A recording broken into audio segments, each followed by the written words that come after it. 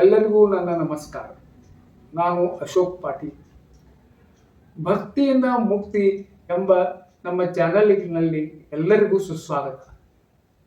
ಈ ಚಾನಲ್ನಲ್ಲಿ ನಾನು ದಿನಾಲೂ ಒಂದು ಭಾಗವತದ ಅಧ್ಯಾಯವನ್ನು ಪಾರಾಯಣ ಮಾಡುತ್ತೇನೆ. ಈ ಆಧುನಿಕ ಜೀವನ ಶೈಲಿಯಲ್ಲಿ ಎಲ್ಲರಿಗೂ ಭಾಗವತವನ್ನು ಪಾರಾಯಣ ಮಾಡಲಿಕ್ಕೆ ಆಗುವುದಿಲ್ಲ. ಶ್ರೀಮದ್ ಭಾಗವತದ ಪುರಾಣವನ್ನು ಓದಿ ಮನೆ ಮನೆಗೆ ಶ್ರೀಕೃಷ್ಣನ ಭಕ್ತಿಯನ್ನು ತಲುಪಿಸುವುದು ನಮ್ಮ ಚಾನಲ್ನ ಉದ್ದೇಶವಾಗಿದೆ. ಭಾಗವತ ಮಹಾತ್ಮೆ ಸ್ಕಂದ 1 ಹಾಗೂ ಸ್ಕಂದ 2 ಎಲ್ಲ ವಿಡಿಯೋಗಳನ್ನು ನಮ್ಮ ಚಾನಲ್ನ ಪ್ಲೇ ಲಿಸ್ಟ್ನಲ್ಲಿ ಹಾಕಿರುತ್ತೇನೆ. ಎಲ್ಲರೂ ಅವುಗಳನ್ನು ವೀಕ್ಷಣೆ ಮಾಡಿ ಮತ್ತು ಈ ಚಾನಲನ್ನು ಪ್ರೋತ್ಸಾಹ ಮಾಡಿದ, ಲೈಕ್ ಮಾಡಿದ, ಕಮೆಂಟ್ ಮಾಡಿದ ಎಲ್ಲರಿಗೂ ಧನ್ಯವಾದಗಳು. ಹೀಗೆ ಮುಂದಿನ ನಮ್ಮ ಚಾನಲ್ಗಳನ್ನು ನೋಡಿ ಸಬ್ಸ್ಕ್ರೈಬ್ ಮಾಡಿರಿ, ಕಮೆಂಟ್ ಮಾಡಿರಿ, ಲೈಕ್ ಮಾಡಿರಿ. ಧನ್ಯವಾದಗಳು.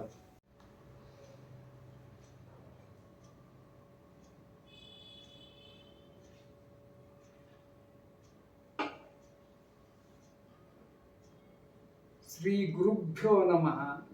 ಶ್ರೀ ಸರಸ್ವತಯೇ ನಮಃ. ಓಂ ನಮೋ ಭಗವತೆ ರುದ್ರಾಯ. ಓಂ ನಮೋ ಭಗವತೆ ವಾಸುದೇವಾಯ. 23ನೇ ಅಧ್ಯಾಯ. ಕರ್ದಮ ದೇವಹೂತಿಯರ ವಿಹಾರ. ಶ್ರೀ ಮೈತ್ರೇಯರು ಹೇಳುತ್ತಾರೆ, ಎಲೆ ವಿದುರನೇ, ತಂದೆ ತಾಯಿಗಳು ಹೊರಟು ಹೋದ ಬಳಿಕ ಪತಿಯ ಇಂಗಿತವನ್ನು ತಿಳಿಯುವುದರಲ್ಲಿ ಕುಶಲೆಯಾದ ಸಾಧ್ವಿಮಣಿ ದೇವಹೂತಿಯು ಶ್ರೀ ಪಾರ್ವತೀ ದೇವಿಯು ಪರಶಿವನನ್ನು ಪೂಜಿಸುವಂತೆ ಪ್ರತಿದಿನವೂ ಪ್ರೇಮಪೂರ್ವಕವಾಗಿ ಪತಿಯ ಸೇವೆ ಶುಶ್ರೂಷೆಗಳನ್ನು ಮಾಡತೊಡಗಿತು. ಅವಳು ಕಾಮವಾಸನೆಯನ್ನು, ದಂಭವನ್ನು, ದ್ವೇಷವನ್ನು, ಲೋಭವನ್ನು, ಪಾಪವನ್ನು, ಮದವನ್ನು ಪರಿತ್ಯಜಿಸಿ ಬಹಳ ಎಚ್ಚರಿಕೆಯಿಂದಲೂ ಆಸಕ್ತಿಯಿಂದಲೂ ಪತಿಸೇವೆಯಲ್ಲಿ ತತ್ಪರಳಾಗಿದ್ದು, ವಿಶ್ವಾಸ, ಪರಿಶುದ್ಧಿ, ಪಾವಿತ್ರ್ಯ, ಗೌರವ, ಸಂಯಮ, ಶುಶ್ರೂಷೆ, ಒಲವು, ಸವಿಮಾತು ಮುಂತಾದ ಸದ್ಗುಣ ಸದಾಚಾರಗಳಿಂದ ಪರಮ ತೇಜಸ್ವಿಯಾದ ಪತಿದೇವರನ್ನು ಸಂತೋಷಪಡಿಸಿದರು. ದೇವಭೂತಿಯು ಪತಿಯನ್ನು ದೇವರಿಗಿಂತಲೂ ಹೆಚ್ಚೆಂದು ಭಾವಿಸಿ ಆತನ ಮಹಾ ಆಶೀರ್ವಾದಗಳನ್ನು ಬಯಸುತ್ತಾ ಅವನ ಸೇವೆಯಲ್ಲೇ ತತ್ಪರಳಾಗಿದ್ದರು. ಈ ಪ್ರಕಾರ ಬಹಳ ದಿನಗಳವರೆಗೂ ತನ್ನನ್ನು ಅನುವರ್ತಿಸುತ್ತಾ ವ್ರತಾದಿಗಳನ್ನು ಆಚರಿಸದಿದ್ದರಿಂದ ಆ ರಾಜಪತ್ರಿಯು ದುರ್ಬಲಳಾಗಿದ್ದದನ್ನು ಕಂಡು ಕರ್ದಮರು ಕನಿಕರದಿಂದ ಕೂಡಿ ನೊಂದುಕೊಂಡು ಪ್ರೇಮದಿಂದ ಗದ್ಗದವಾದ ವಾಣಿಯಿಂದ ಆಕೆಗೆ ಇಂತೆಂದರು. ಕರ್ದಮರು ಹೇಳಿದರು, ಮನುನಂದಿನಿ, ನೀನು ನನ್ನಲ್ಲಿ ತೋರಿದ ಪ್ರೀತ್ಯಾದರಗಳಿಂದ, ಮಾಡಿದ ಪರಮ ಶುಶ್ರೂಷೆಯಿಂದ, ಇಷ್ಟ ಪರಮ ಭಕ್ತಿಯಿಂದ ನಾನು ಬಹಳ ಸಂತೋಷವಾಗಿದ್ದೇನೆ. ಎಲ್ಲ ದೇಹಧಾರಿಗಳಿಗೂ ತಮ್ಮ ಶರೀರದಲ್ಲಿ ಅತೀವ ಪ್ರೀತಿ ಮತ್ತು ಆದರವಿರುತ್ತದೆ. ಆದರೆ ನೀನು ನನ್ನ ಸೇವೆಯ ಮುಂದೆ ಶರೀರವು ಕ್ಷೀಣಿಸುವುದನ್ನು ಲೆಕ್ಕಿಸಲಿಲ್ಲ. ಅದರಿಂದ ಸ್ವಧರ್ಮ ಪಾಲನೆಯಾದ ತಪಸ್ಸು, ಸಮಾಧಿ, ಉಪಾಸನೆ, ಯೋಗ ಮುಂತಾದವುಗಳ ಮೂಲಕ ನಾನು ಭಯ ಶೋಕರಹಿತವಾದ ವಿಭೂತಿಗಳನ್ನು ಭಗವದ್ನುಗ್ರಹದಿಂದ ಸಂಪಾದಿಸಿಗಳು. ಅವುಗಳ ಮೇಲೆ ನೀನು ನಿನ್ನ ಸೇವಾ ಯೋಗದಿಂದ ಅಧಿಕಾರವನ್ನು ಗಳಿಸಿದ್ದೀರಿ. ನಾನು ನಿನಗೆ ದಿವ್ಯ ದೃಷ್ಟಿಯನ್ನು ಕೊಡುತ್ತೇನೆ. ಅದರಿಂದ ನೀನು ಅವುಗಳನ್ನು ನೋಡುವವಳಾಗು.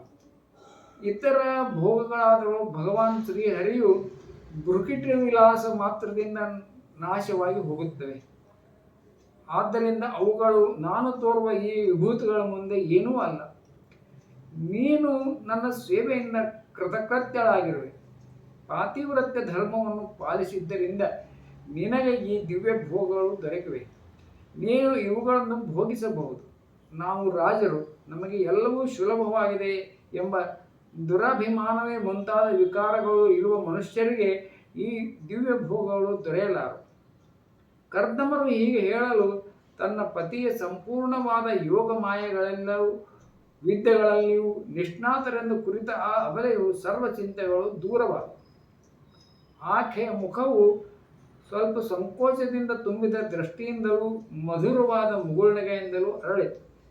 ವಿನಯ ಮತ್ತು ಪ್ರೀತಿಯಿಂದ ಗದ್ಗದವಾದ ವಾಣಿಯಿಂದ ತನ್ನ ಪತಿಯಲ್ಲಿ ಹೀಗೆಂದಳು, ದೇವಹೂತಿಯು ಹೇಳಿದರು, ಬ್ರಾಹ್ಮಣ ಶ್ರೇಷ್ಠರೇ, ಪತಿದೇವ, ಎಂದಿಗೂ ವಿಫಲವಾಗದಿರುವ ಯೋಗ ಶಕ್ತಿ ಮತ್ತು ತ್ರಿಗುಣಾತ್ಮಕವಾದ ಮಾಯೆಯ ಮೇಲೆ ಅಧಿಕಾರ ಹೊಂದಿರುವ ನಿಮಗೆ ಈ ಐಶ್ವರ್ಯಗಳೆಲ್ಲವೂ ಇವೆ ಎಂದು ನಾನು ಬಲ್ಲೆನು. ಆದರೆ ವಿವಾಹ ಸಮಯದಲ್ಲಿ ನೀವು ಗರ್ಭಧಾನವಾಗುವವರೆಗೆ ನಾನು ಎನ್ನೊಡನೆ ಗೃಹಸ್ಥ ಸುಖವನ್ನು ಅನುಭವಿಸುವೆನು ಎಂದು ಪ್ರತಿಜ್ಞೆ ಮಾಡಿದ್ದನ್ನು ಈಗ ನೆರವೇರಿಸಿಕೊಡಬೇಕು. ಹೇಗೆಂದರೆ, ಶ್ರೇಷ್ಠನಾದ ಪತಿಯಿಂದ ಸಂತಾನವನ್ನು ಪಡೆಯುವುದು ಪತಿವ್ರತಾ ಸ್ತ್ರೀಯರಿಗೆ ಪರಮ ಲಾಭ. ನಮ್ಮಿಬ್ಬರ ಸಮಾಗಮಕ್ಕೆ ಶಾಸ್ತ್ರಾನುಸಾರವಾಗಿ ಮಾಡಬೇಕಾದ ಕರ್ತವ್ಯಗಳನ್ನು ತಾವು ಉಪದೇಶ ಮಾಡಿರಿ. ಗಂಧ, ಮಾಲ್ಯ, ಲೇಪನ, ಭೋಜನ ಮುಂತಾದ ಉಪಯುಕ್ತ ಸಾಮಗ್ರಿಗಳನ್ನು ಸೇರಿಸಿರಿ.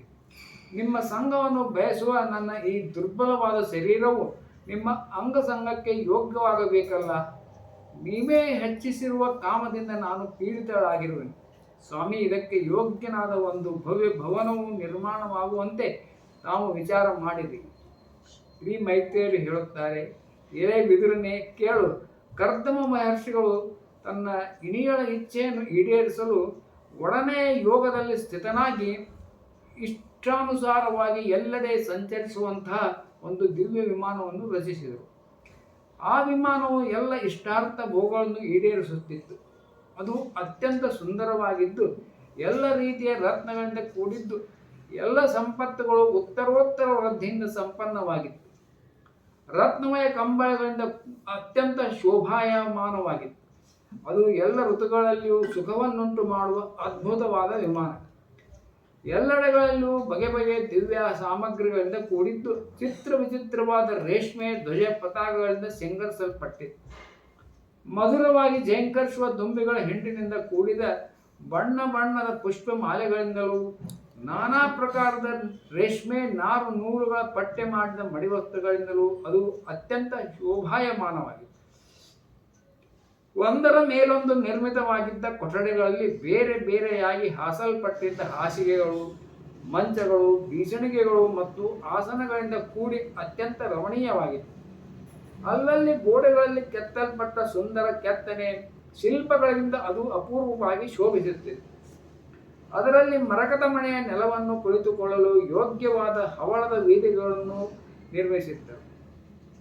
ಬಾಗಿಲುಗಳು ಹವಳದ ಹೊಸ್ತಲಗಳಿಂದಲೂ ವಜ್ರದ ಕವಾಟಗಳಿಂದಲೂ ವಿರಾಜಿಸುತ್ತಿದ್ದವು. ಇಂದ್ರ ನೀಲಮಣಿಗಳ ಶಿಖರದ ಮೇಲೆ ಚಿನ್ನದ ಕಲಶಗಳು ಹೊಳೆಯುತ್ತಿದ್ದವು. ಅದರ ವಜ್ರಮಣಿಯ ಗೋಡೆಗಳಲ್ಲಿ ಕೋದ ಥಳಥಳಿಸುವ ಪದ್ಮರಾಗಮಣಿ ವಿಮಾನದ ಕಣ್ಣುಗಳಂತೆ ಕಂಗೊಳಿಸುತ್ತಿದ್ದವು. ಬಹುಮೂಲ್ಯವಾದ ಚಿತ್ರ ವಿಚಿತ್ರವಾದ ತೋರಣಗಳಿಂದಲೂ ಚಿನ್ನದ ಮೇಲ್ಕಟ್ಟುಗಳಿಂದಲೂ ಆ ವಿಮಾನವು ಮನೋಹರವಾಗಿತ್ತು. ಆ ವಿಮಾನದಲ್ಲಿ ಅಲ್ಲಲ್ಲಿ ಅತಿ ಸುಂದರವಾದ ಕೃತ್ರಿಮ ಹಂಸಗಳು, ಪಾರಿವಾಳಗಳು ನಿರ್ಮಿಸಿದ್ದರು. ಅವುಗಳನ್ನು ಸಜೀವ ಪಕ್ಷಿಗಳೆಂದೇ ಭ್ರಮಿಸಿ ಬಹುಸಂಖ್ಯೆಯಲ್ಲಿ ಜೀವಂತ ಹಂಸಗಳು, ಪಾರಿವಾಳಗಳು ಅವುಗಳ ಬಳಿಯಲ್ಲಿ ಕುಳಿತು ತಮ್ಮ ಧ್ವನಿಗಳಿಂದ ಕೂಗುತ್ತಿದ್ದವು. ಅದರಲ್ಲಿ ಅವಶ್ಯಕತೆಗನುಸಾರವಾಗಿ ಆಟದ ಉದ್ಯಾನಗಳು, ಶಯನಗೃಹಗಳು, ಕುಳಿತುಕೊಳ್ಳುವ ಸ್ಥಾನಗಳಿಂದಲೂ ಅಂಗಳಗಳಿಂದಲೂ ಹಜಾರಗಳಿಂದಲೂ ರಾರಾಜಿಸುತ್ತಿತ್ತು. ಅದನ್ನು ತನ್ನ ಸಿದ್ಧಿಯಿಂದ ನಿರ್ಮಿಸಿದ ಕರ್ದಮರನ್ನು ಬೆರಗುಗೊಳಿಸುವಂತಿತ್ತು ಆ ವಿಮಾನ. ಇಂತಹ ಸುಂದರವಾದ ಭವನವನ್ನು ನೋಡಿದರೂ ದೇವಹೂತಿಗೆ ಮನಸ್ಸಿನಲ್ಲಿ ಪ್ರಸನ್ನತೆ ಉಂಟಾಗಲಿಲ್ಲ ಎಂಬುದನ್ನು ಅರಿತು ಎಲ್ಲ ಭೂತಗಳ ಭಾವನೆಗಳನ್ನು ತಿಳಿಯುವ ಜ್ಞಾನಿಗಳಾದ ಕರ್ದಮರು ತನ್ನ ಇನಿಯಳನ್ನು ಕುರಿತು ಹೇಳಿದರು. ಪ್ರಿಯೆ, ನೀನು ಈ ಬಿಂದು ಸರೋವರದಲ್ಲಿ ಸ್ನಾನ ಮಾಡಿ ವಿಮಾನವನ್ನು ಹತ್ತು. ಭಗವಾನ್ ಮಹಾವಿಷ್ಣುವಿನಿಂದ ನಿರ್ಮಿತವಾದ ಈ ತೀರ್ಥಕ್ಕೆ ಮನುಷ್ಯರ ಸರ್ವ ಕಾಮನೆಗಳನ್ನು ಈಡೇರಿಸುವ ಶಕ್ತಿ ಇದೆ. ಕಮಲಲೋಚನೆಯಾದ ದೇವಹೂತಿಯು ಪತಿಯು ಮಾತಿನಂತೆ ಸರಸ್ವತಿ ಪವಿತ್ರ ಜಲದಿಂದ ತುಂಬಿದ್ದ ಆ ಬಿಂದು ಸರೋವರವನ್ನು ಪ್ರವೇಶಿಸಿದರು. ಆ ಸಮಯದಲ್ಲಿ ಆಕೆಯ ಬಟ್ಟೆಗಳು ಮಲಿನವಾಗಿದ್ದವು, ತಲೆ ಕೂದಲುಗಳು ಅಂಟಿಕೊಂಡು ಜಡಗಟ್ಟಿದ್ದವು, ದೇಹದಲ್ಲಿ ಕೊಳೆದು ತುಂಬಿಕೊಂಡಿತ್ತು, ಸ್ತನಗಳು ಕಾಂತಿಹೀನವಾಗಿದ್ದವು.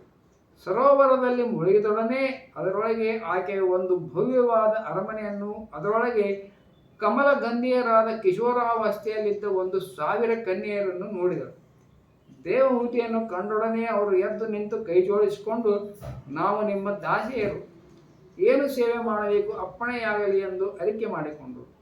ಎಲೆ ವಿದುರನೇ, ಸ್ವಾಮಿನಿಗೆ ಸನ್ಮಾನ ಕೊಡುವಂತ ಆ ಕುಶಲ ರಮಣೀಯರು ಅಮೂಲ್ಯವಾದ ಕಂಪು ತಂಪುಗಳಿಂದ ಕೂಡಿದ ಚೂರ್ಣ ಮುಂತಾದವುಗಳಿಂದ ಮಿಶ್ರಿತವಾದ ತೀರ್ಥ ಜಲದಿಂದ ಆಕೆಗೆ ಸ್ನಾನ ಮಾಡಿಸಿ ನಿರ್ಮಲವಾದ ನೂತನ ಮಡಿಪಟ್ಟೆಗಳನ್ನು ಉಡಲು ಕೊಟ್ಟರು. ಮತ್ತೆ ಕಾಂತಿಯುತವೂ ಕಮನೀಯವೂ ಆದ ಬಹುಮೂಲ್ಯ ಒಡವೆಗಳನ್ನು ತೊಡಲು ಅರ್ಪಿಸಿದರು.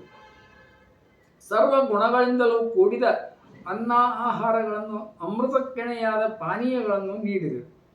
ದೇವಹೂತಿಯು ತಾನು ಬಗೆ ಬಗೆಯಾದ ಸುಗಂಧ ಪುಷ್ಪಗಳ ಹಾರದಿಂದಲೂ ಸ್ವಚ್ಛವಾದ ವಸ್ತ್ರಗಳಿಂದಲೂ ಅಲಂಕೃತಳಾಗಿರುವುದನ್ನು, ಹಾಗೆ ತನ್ನ ದೇಹವು ನಿರ್ಮಲ ಕಾಂತಿಯಿಂದ ಶೋಭಿಸುತ್ತಿರುವುದನ್ನು ಆ ಕನ್ಯೆಯರು ಅತೀವ ಆದರದಿಂದ ತನಗೆ ಮಾಂಗಲಿಕ ಶೃಂಗಾರ ಮಾಡಿರುವುದನ್ನು ಕನ್ನಡಿಯಲ್ಲಿ ನೋಡಿಕೊಂಡರು.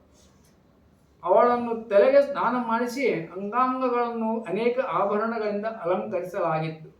ಅವಳ ಕಂಠಕ್ಕೆ ಒಪ್ಪುವ ಸ್ವರ್ಣಹಾರವನ್ನು, ರತ್ನಹಾರವನ್ನು, ಕೈಗಳಿಗೆ ಬಳೆ ಉಂಗುರಗಳನ್ನು, ಕಾಲುಗಳಿಗೆ ಝಣಝಣಿಸುವ ಚಿನ್ನದ ಕಾಲು ದೊಂಗೆಗಳನ್ನು ತೊಡಿಸಿದ್ದರು.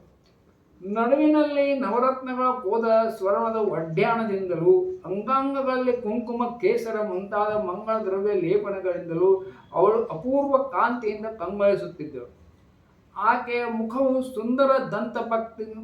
ಸುಂದರ ದಂತಪಂಕ್ತಿಗಳಿಂದಲೂ ಮನೋಹರವಾದ ಹುಬ್ಬುಗಳಿಂದಲೂ ಕಮಲದ ಮಗ್ಗಿನೊಡನೆ ಸ್ಪರ್ಧಿಸುತ್ತದೆಯೋ ಎಂಬಂತಿರುವ ಪ್ರೇಮ ಕಟಾಕ್ಷದಿಂದ ಕಂಗೊಳಿಸುವ ಕಣ್ಣುಗಳಿಂದಲೂ ಮೋಹಕವಾದ ಮುಂಗುರುಗಳಿಂದಲೂ ಬಹು ಅಂದವಾಗಿ ಕಾಣುತ್ತಿತ್ತು.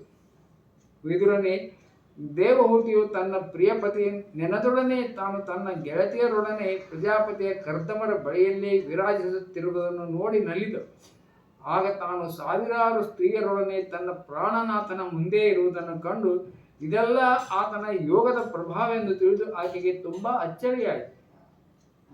ಶತ್ರು ವಿಜಯಿ ವಿದುರನೇ, ದೇವಹೂತಿಯ ದೇಹವು ಸ್ನಾನಾದಿಗಳಿಂದ ಅತ್ಯಂತ ನಿರ್ಮಲವಾಗಿದೆ. ವಿವಾಹಕ್ಕೆ ಮೊದಲಿದ್ದ ರೂಪ ಸೌಂದರ್ಯ ಅಪೂರ್ವವಾದ ಶೋಭೆಯಿಂದ ಕೂಡಿರುವುದು. ಆಕೆಯು ಶುಭ್ರವಾದ ವಸ್ತ್ರಗಳನ್ನು ಧರಿಸಿದ್ದು ಆಕೆಗೆ ಸುಂದರ ವಕ್ಷಸ್ಥಳಗಳು ಕುಪ್ಪಸದಿಂದ ಮುಚ್ಚಲ್ಪಟ್ಟಿವೆ. ಸಾವಿರಾರು ಮಂದಿ ವಿದ್ಯಾಧರ ಸ್ತ್ರೀಯರು ಆಕೆಯ ಸೇವೆಯಲ್ಲಿ ತೊಡಗಿರುವರು. ಇದನ್ನು ನೋಡಿ ಸಂತೋಷಗೊಂಡ ಕರ್ದಮ ಪ್ರಜಾಪತಿಗಳು ಆಕೆಯನ್ನು ಅತ್ಯಂತ ಪ್ರೇಮದಿಂದ ವಿಮಾನಕ್ಕೆ ಹತ್ತಿಸಿದರು. ಆಗ ಕರ್ದಮರು ತನ್ನ ಪ್ರಿಯೆಯ ವಿಷಯದಲ್ಲಿ ಅನುರಕ್ತರಾಗಿದ್ದರೂ ಅವರ ಮಹಿಮೆಯು ಮನಸ್ಸು ಇಂದ್ರಿಯಗಳ ಮೇಲಿನ ಹತೋಟಿ ಕಡಿಮೆಯಾಗಲಿಲ್ಲ. ವಿದ್ಯಾಧರ ಸ್ತ್ರೀಯರು ಅವರ ಸೇವೆಯನ್ನು ಮಾಡುತ್ತಿದ್ದರು. ಅರಳಿದ ಕುಮುದ ಪುಷ್ಪಗಳಿಂದ ತಮ್ಮನ್ನು ಸಿಂಗರಿಸಿಕೊಂಡು ರಾರಾಜಿಸುತ್ತಿದ್ದ ಅವರು ಆಕಾಶದಲ್ಲಿ ನಕ್ಷತ್ರಗಳದಿಂದ ಸುತ್ತುವರಿಯಲ್ಪಟ್ಟ ಚಂದ್ರನಂತೆ ಬೆಳಗುತ್ತಿದ್ದರು. ಆ ವಿಮಾನದಲ್ಲಿ ವಾಸ ಮಾಡುತ್ತಾ ಅವರು ಕುಬೇರನಂತೆ ಮೇರು ಪರ್ವತದ ತಪ್ಪಲುಗಳಲ್ಲಿ ದೀರ್ಘಕಾಲದವರೆಗೆ ವಿವರಿಸುತ್ತಿದ್ದರು. ಆ ತಪ್ಪಲುಗಳು 8 ಲೋಕಪಾಲಕರ ವಿಹಾರ ಭೂಮಿಯಾಗಿತ್ತು. ಕಾಮವನ್ನು ಹೆಚ್ಚಿಸುವ ತಂಪು ಕಂಪುಗಳಿಂದ ಕೂಡಿದ ಮಂದು ಮಾರುತವು ಬೀಸುತ್ತಾ ಅಲ್ಲಿ ಸುಖ ಸೌಂದರ್ಯಗಳನ್ನು ವಿಸ್ತರಿಸುತ್ತಿತ್ತು. ಶ್ರೀ ಗಂಗೆಯು ಸ್ವರ್ಗದಿಂದ ಧುಮುಕುತ್ತಿದ್ದ ಮಂಗಳ ಧ್ವನಿಯು ನಿರಂತರ ಪ್ರತಿಧ್ವನಿಸುತ್ತಿತ್ತು. ಆಗಲೂ ಕೂಡ ದಿವ್ಯ ವಿದ್ಯಾಧರಿಯರು ಅವರ ಸೇವೆಗಾಗಿ ಸಿದ್ಧರಾಗಿದ್ದರು. ಸಿದ್ಧರ ಸಮುದಾಯವು ಅವರಿಗೆ ವಂದನೆ ಸಲ್ಲಿಸಿತ್ತು. ಈ ತನ್ನ ಪ್ರಾಣವಲ್ಲದೊಡನೆ ಕರ್ದಮರು ವೈಶ್ರಂಭಕ, ಸುರಸನ, ನಂದನ, ಪುಷ್ಪಭದ್ರ, ಚೈತ್ರರಥ ಮುಂತಾದ ಅನೇಕ ದೇವತೋದ್ಯಾನಗಳಲ್ಲಿಯೂ ಮಾನಸ ಸರೋವರದಲ್ಲಿಯೂ ಪರಮಾನುರಾಗದಿಂದ ವಿಹರಿಸುತ್ತಿದ್ದರು.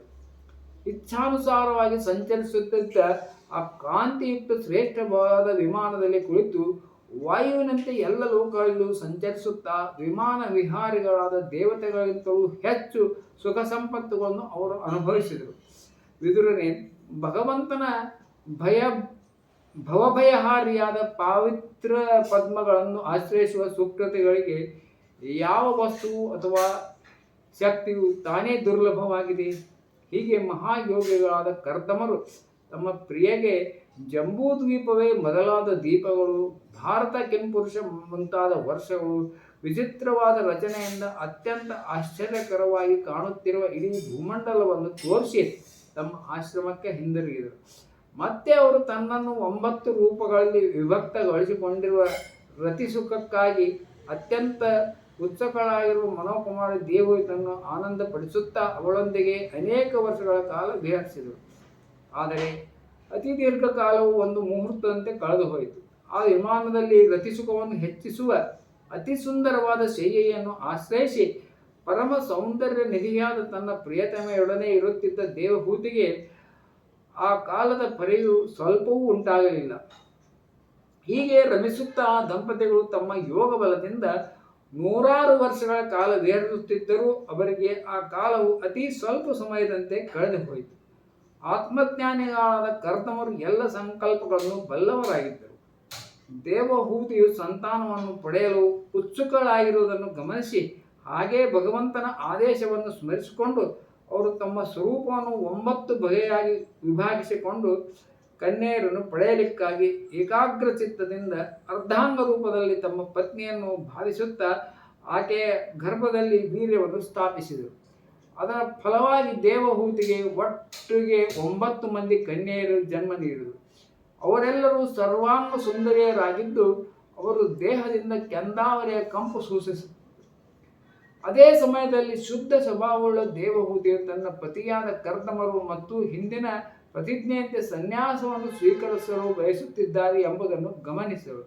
ಆಗ ಅವಳು ಉಕ್ಕಿ ಬರುತ್ತಿದ್ದ ತನ್ನ ಕಣ್ಣೀರನ್ನು ತಡೆದುಕೊಂಡು ಮೇಲ್ಮೈ ಮುಗುಳು ನಗುತ್ತಾ ಕಡು ಕಳವಳಗೊಂಡು ಮನಸ್ಸಿನಿಂದ ಸವಿಮಾತಿನಲ್ಲಿ ತನ್ನ ಪತಿಯಲ್ಲಿ ಮೆಲ್ಲನೆ ಮಾತಾಡಿದಳು. ಆಗ ಆಕೆಯು ತಲೆ ತಗ್ಗಿಸಿಕೊಂಡು ನಖಮಣಿಗಳಿಂದ ಬೆಳಗುತ್ತಿದ್ದ ಕಾಲಿನಿಂದ ನೆಲವನ್ನು ಕೆರೆಯುತ್ತಿದ್ದಳು.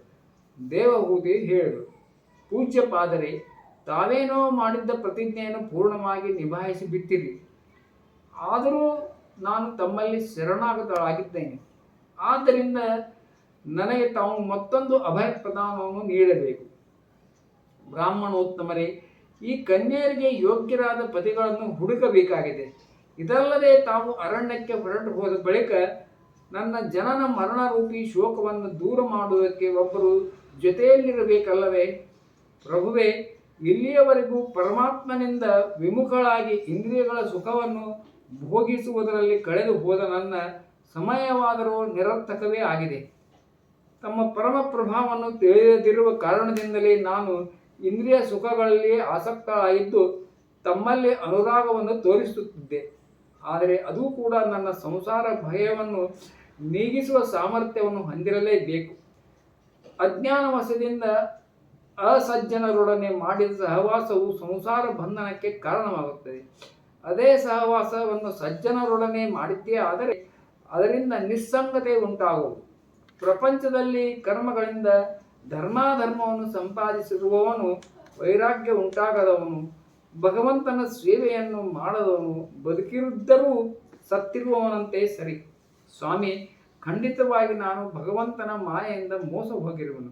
ಏಕೆಂದರೆ ತಮ್ಮಂತಹ ಮುಕ್ತಿಪ್ರದರಾದ ಪತಿದೇವರನ್ನು ಪಡೆದರೂ ಸಂಸಾರ ಬಂಧನದಿಂದ ಬಿಡುಗಡೆಯನ್ನು ಬಯಸದೇ ಹೋದೇನಲ್ಲ. 23ನೇ ಅಧ್ಯಾಯ ಮುಗಿಯಿತು. ಇತಿ ಶ್ರೀಮದ್ ಭಾಗವತ ಮಹಾಪುರಾಣೆ ಪರಮಹಂಸ ಸಂಹಿತಾಯ ತೃತೀಯ ಸ್ಕಂದೆ ಕಪಿಲೋಪಾಖ್ಯಾನೆ ತ್ರಯೋವಿಂಶೋ ಅಧ್ಯಾಯ. ಈ ವಿಡಿಯೋವನ್ನು ಕೊನೆ ತನಕ ನೋಡಿದ್ದಕ್ಕೆ ಧನ್ಯವಾದಗಳು. ಹೀಗೆ ನಮ್ಮ ವಿಡಿಯೋಗಳನ್ನು ವೀಕ್ಷಿಸಿರಿ. ಕಮೆಂಟ್ ಬಾಕ್ಸ್ನಲ್ಲಿ ಹರೇ ಕೃಷ್ಣ ಅಥವಾ ರಾಧೆ ರಾಧೆ ಅಂತ ಕಮೆಂಟ್ ಮಾಡಿರಿ. ಧನ್ಯವಾದಗಳು.